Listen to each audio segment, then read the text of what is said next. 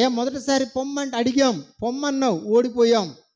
రెండోసారి అడిగి వెళ్ళాం, మరలా ఓడిపోయాం. ఈసారి పోయేమా మానేమా, వెళ్ళేమా ఆగేమా, పోవుదుమా మానుదుమా అని అడిగారు.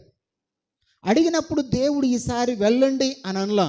ఎలా చెప్పాడంటే ఒక స్పష్టమైన జవాబు చెప్పాడు. ఏమంటే, అని యెహోవా యొద్ద విచారణ చేయగా యెహోవా వెళ్ళుడే, రేపు నీ చేతికి వారిని అప్పగించేదనని సెలవిచ్చెను. వెళ్ళుడే, రేపు మీ చేతికి వారిని అప్పగించేదనని సెలవిచ్చెను. స్పష్టంగా దేవుడు జవాబిచ్చాడు.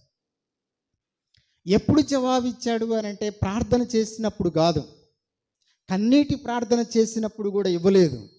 ఒక స్పష్టమైన జవాబు ఎప్పుడు ఇచ్చాడంటే ఉపవాసం ఉండి వారు ఏడుస్తూ ప్రార్థన చేసినప్పుడు, అయ్యా యుద్ధమునకు వెళ్ళేదమా మానేదమా అని అడిగినప్పుడు ఆయన చెప్పాడు, వెళ్ళండి, రేపు మీ చేతికి వారిని అప్పగించబోచున్నాను అని అన్నాడు. వారు ఆ విధంగానే ధైర్యం తెచ్చుకొని ఒకరినొకరు పురుగొల్పుకొని ఎక్కడ ఓడిపోయామో అక్కడ దేవుడు గెలిపిస్తానన్నాడు, ఎక్కడ పోగొట్టుకున్నామో అక్కడ పొందుకునేటట్లుగా దేవుడు చేస్తానన్నాడు.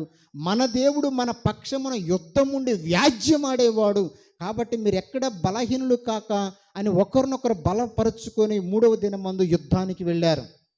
ఆ యుద్ధానికి ఉపవాసం ఉన్న తర్వాత యుద్ధానికి వెళ్ళిన తరువాత బెన్యామీలు ఇజ్రాయిల్ చేతిలో పట్టబడ్డారు. ఇజ్రాయిలుకు విజయము వచ్చింది.